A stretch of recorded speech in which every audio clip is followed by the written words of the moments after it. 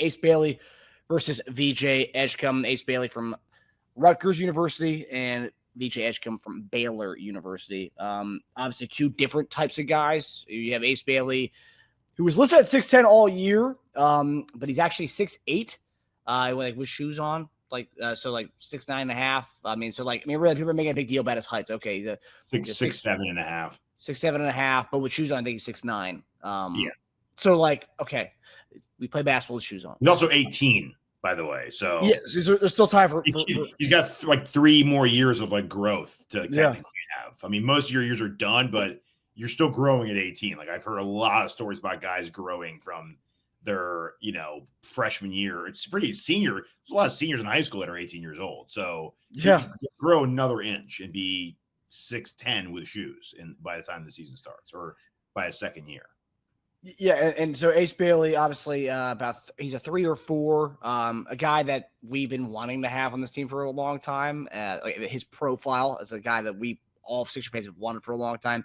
Yeah. Now that he's in our lap, you have everyone making the argument. So we wouldn't know he sucks. He's he's not going to be PG. He's not going to be KD. It's well, those are high floor of what the high ceilings of what these guys can be. 18 years old. We don't know what this guy's going to be, right? Donovan Mitchell went pick number 10. No one knew he's going to be dropping 50 points in playoffs games. No one knew that. Look, Jeremy McCain went pick 16 or 17 to us last year. No one knew he was going to be doing that. Harris Maxey, another one. And then on the other end, you have VJ Edgecombe, athletic phenom, guys, a defensive dynamo. He's an athletic freak. Guy can jump out the gym. Shot, kind of inconsistent. He's got a pretty looking shot, I will say. The release looks like an Anthony Edwards kind of release. I'm not saying he's Anthony Edwards. I'm saying his shot and release looks like that. So there's promising things there. And obviously you got the defensive combination that you can have next to some of our offensive guys we have on this team. But Teja, when it comes to Ace Bailey, VJ Edgecombe, there is a lot of one side or the other on this debate among Sixers Nation. Where do you stand, Ace Bailey, VJ Edgecombe? First, I want to say that the only team not having a similar discussion to what we're having with VJ and Ace are the Mavericks. Their decision's pretty easy unless they want to try to trade in and get another, all-star. Everyone else is having a similar debate. I even looked up, I love looking up other Twitter feeds of other teams. I was deep diving the Spurs. They're torn on Harper or Ace. A lot of fans in the Spurs world want Ace because he fits their team better. Right. And the ultimate, why they asked Morey that question, because it is important. Do you want team fit or do you just want best player? So you don't know what's going to happen. Spurs could also have that edge of trading the pick away. So there's that whole part of it.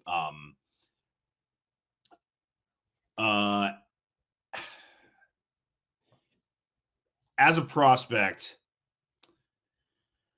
see, that's the weird thing about pick 3. It's there's a tier of flag. And then everyone has Harper as a second tier. And then the third tier is 2 players. So that's what makes our pick, unless, Spurs make it easy and go Bailey. That's what makes our pick so hard. So, and Ace is so interesting because he's also not only in this next tier that we have, but he's so polarizing. And there's so much love and hate discussion around him. He has true believers who are ready to pray to him at night. And he has haters who are cursing him. He's not 6'10". He's almost 6'8" without shoes. Probably with shoes, 6'9", 6'9.5". But he makes up for it because he has 7-foot wingspan. He's tall enough, extremely long, can shoot. Bad shot selection, bad passer, questionable handles, hot and cold on defense. But when he looks hot, he looks really good. I think he maybe just tries to rely on his athleticism, a lot of these guys do. There's usually they're stud defenders and then bad defenders and then hot and cold defenders. Oddly, he's not a good free throw shooter. That I found really strange because his stroke and his mid-range game is pretty good. What I think is the weirdest part about Ace, Rutgers had a terrible season considering they had 2 of the top 5 prospects. Horrible, right? But if you didn't know any better, you wouldn't even think Harper was on Rutgers. Bailey gets all the credit for them being a disappointment this year. No one ever blames Harper for that. Nobody. Every single time it's, well, Rutgers, I'm getting real Ben Simmons vibes from Ace Bailey and Rutgers. Not their point guard, not the floor general, not the guy who like runs the team, the wing scorer. You're going to give all not only the wing scorer, usually that would go to the higher prospect because, if you're looking at the two prospects, everyone's got Harper ranked. So what? Bailey's the Pippen, Bailey's the Robin. You're going to blame the Robin for the lack of success on your team? No, dude. If the person dies at the end of the movie, Batman's the one getting the blame in the headlines. No one's blaming Robin. But it's weird that, like, he gets all the blame for everything. You rarely see Harper getting any blame. I think that's odd to me. You never see it. Anyway, he does have bust potential because of all those negatives that he has to get a lot better at. He has a really high ceiling, though. And that's why he has that love and that hate. I am worried about a true one-on-one scorer coming to a team full of a lot of one-on-one scorers. I wish he was a little more team-oriented.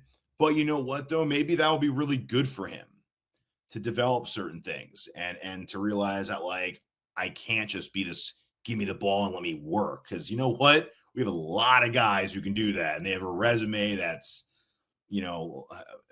more pages than years you have in this life. Okay. So that's going to have to be developed. The good thing is that till he gets the handles right and the playmaking right, he does have a lot of length and he's got a really good stroke. His off-ball shooting is not as good as his on-ball shooting. Shocker. But that he can help. He's going to be in the corners a lot. I think in his initial year, until he gets his feet under him, I know the comps go all over the map. I think he'll look more like Rashard Lewis for us with that Dwight Howard team. That's what we're going to want him to be. You want to show him film to begin, like until you get your handles right and your playmaking right and your eyes open, you play defense and you're Rashard Lewis on offense. That's what you are for this team. Quite frankly, I wouldn't mind that at all. Fine. Yeah. 6'7". You can block. You can switch on defense. He's fast laterally. He was faster in that sprint than Harper was. So he's probably comes onto our team and becomes the best athlete on our team, right? Who's a better athlete than him? It's not easy. That's close. Well, yeah, that's close though. But when you mix the athlete with the skill parts, he's on another level. So yeah, like he's something we don't have, which is cool, right? VJ, NBA ready body, can score off and on and off ball, which helps him come to our team. So he's not just to give me the ball and watch me. He can play off ball. He can fly. Talking about explosive. Really good defensive instincts. One of his high-end comps was Drew Holiday. Laterally quick, good first step. Standstill shooting is good. Shooting on the move, a little rough. But a better free throw shooter than Bailey, which is hilarious. I think he shot around 80% from free throw. Unfortunately for him, he does have a shorter frame. I think he measured it at 8'3". But he's just going to have to get better at shooting. That's mostly his thing, right? He has shown improvements over time, but the rest of that will just take more time. But I don't know. And I feel like what you just described is something that we've kind of like had before. Yeah, it's always you try this guy because he's athletic, so much potential. He's got a good, nice shot. All you gotta do is put it all together, and he can be if he gets this great shot, we have this tremendous all around player. It's like I feel like we always have that. But that's kind of Harper's knock. Yeah, but he's Harper shot like 31% or something. But he's like a floor general facilitator type of guy. I mean, it's very different. Sure, but yeah. I will say Harper's top of the key three in that is combine yesterday. Looked good. Couldn't hit anything else besides the top of the key three. Yeah, his corner was looked rough. It was awful. He was front room in the corner three. Yeah. He's bigger. That's going to help because his release is kind of low too. It's like out of here. So yeah, we'll see. But it's funny, like everyone's completely ignoring Harper's negatives. Shooting, we're gonna have another guy who's a guard who can facilitate but can't shoot. But he's special getting to the rim. So is Fultz.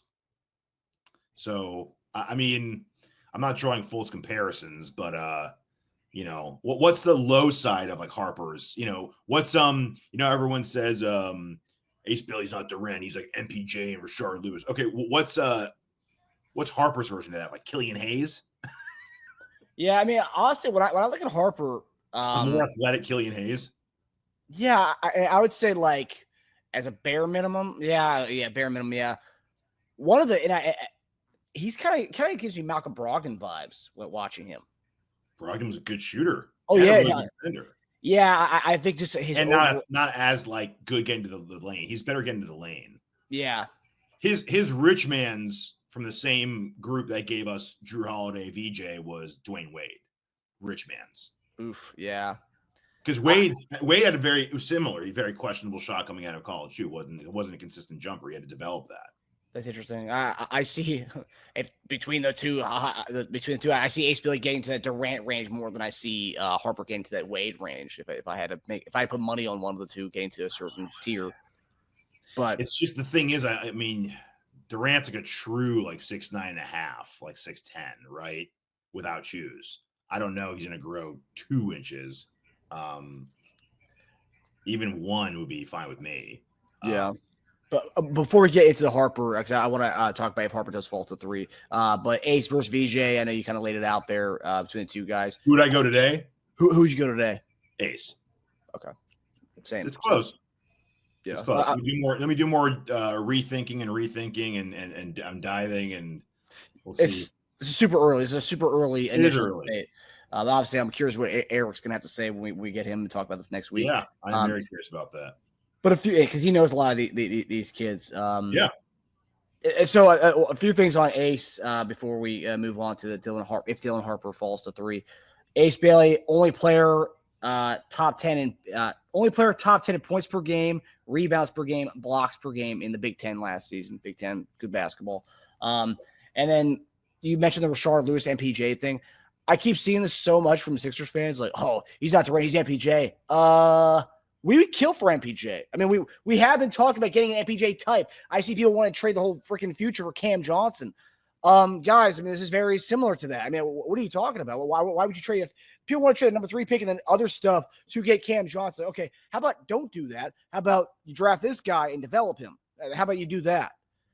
MPJ was a top pick without a back injury. Yeah. I mean, it wasn't even close. He was a top 3 guaranteed pick without a back injury. And even with that injury, he's made himself a pretty good career. Yeah. So, I mean, if MPJ is his not floor, but is like middle level, I'm totally okay with that. Yeah. And then also, too, I know this is the one thing you mentioned. Harper's getting Ace gets all the flack for them having a bad season. I don't hold any stock in the guys didn't win in college. But I will say the last 2 picks the Sixers had in the top 3, both guys they drafted did not make the NCAA tournament. Markelle Fultz with Washington, and then Ben Simmons with LSU. So Ace Bailey could be the next in line for that statistic. Hopefully his career is a little bit better than the others, but yeah.